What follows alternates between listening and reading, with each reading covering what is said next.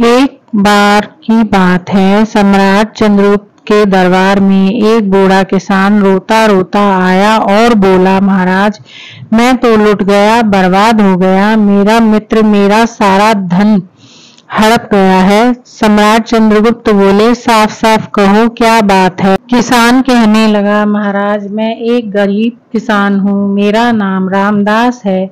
कुछ समय पूर्व मैं तीर्थ यात्रा पर निकला था। जाते समय मैं अपना सारा जमा धन अपने मित्र के पास रख कर गया था। मैंने कहा था कि तीर्थ यात्रा से लौटने पर ले लूंगा, परंतु अब वापस आने पर वह मेरा मित्र मुझे पहचानता भी नहीं है। कहता है, कौन सा धन, कैसा धन, मैंने तो तुम्हें पहले कभी देखा ही नहीं। महाराज, मैं अब क्या करूं, मेरे साथ न्याय कीजिए। चंद्रगुप्त ने पूछा, तुम्हारा कितना धन था? किसान बोला, महाराज, 5,000 सिक्के। चंद्रगुप्त ने पूछा, क्या तुमने अपने मित्र से लेन देन के लिए कोई लिखा पढ़ी की थी? क्या तुम्हारा कोई गवाह है?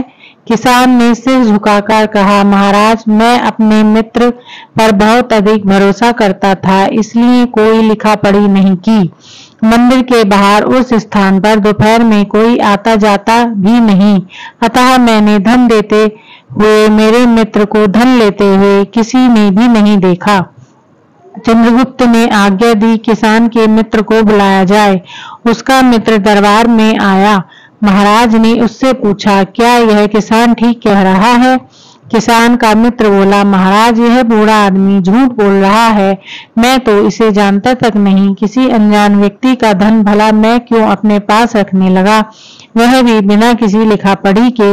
यह जिस मंदिर की बात कर रहा है उस मंदिर को मैं भी नहीं जानता, फिर वहां जाने की बात तो बहुत दूर की है। महाराज ने अपने महामंत्री चाणक्य की ओर देखा।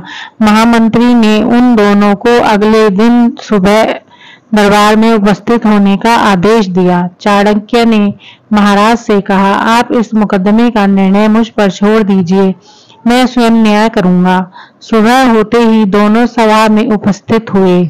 सुबह होते ही दोनों दरबार में उपस्थित हुए। दोनों ने अपनी अपनी बात दोहराई। महामंत्री ने किसान से पूछा, तुमने मंदिर के बाहर किस स्थान पर धन दिया था? वह बोला, महोदया, मंदिर के बाहर पीपल का एक पेड़ है, उसके चबूतरे पर यह बैठा था, वहीं मैंने इसे धन दिया था। महामंत्री ने पूछा, धन देते हुए तुम्हें किसी ने देखा हो या न देखा हो? यह पेड़ तो अवश्य देखता होगा। बूढ़ा आदमी सकुचाते हुए बोला, जी महामंत्री। चाणक्य ने कहा, आओ पेड़ को बुलाकर लाओ, वह गवाही देगा। हिचकिचाते हुए बूढ़े किसान पेड़ को लेने चला गया। सुबह से दोपहर हो आई, परंतु किसान लौटकर नहीं आया। उसका मित्र बैठे बैठे परेशान हो गया। महाराज ने पूछा, क्या मंदिर बहुत दूर है, जो बूढ़ा आदमी अभी तक नहीं आया? भूख और प्यास से परेशान किसान का मित्र बोला, महाराज, मंदिर तो कोई ज्यादा दूर नहीं है, मैं इतनी देर में मंदिर के बीच चक्कर लगाकर आ सकता हूँ, लेकिन वह बूढ़ा आदमी हो गया है, तो हो सकता है वह झूठा हो, जरूर घर पर जाकर खा पीकर आराम कर रहा होगा। महामंत्री ने मुस्कुराते हुए उससे पूछा, भाई, अभी तो तुमने कहा था कि तुम तो वहां कभी गए ही नहीं, तुम अब कैसे कह रहे हो कि मंदिर पास ही है? निश्चित ही वह बूढ़ा किसान सच कह रहा है और तुम झूठ कह रहे हो। तुमने अवश्य ही उसका धन हड़प लिया है। अब अपनी इच्छा से उसका धन वापस कर दो, नहीं तो राजदंड के भागी बनोगे। किसान का मित्र स्वयं अपनी बात के जाल में फंस चुका था।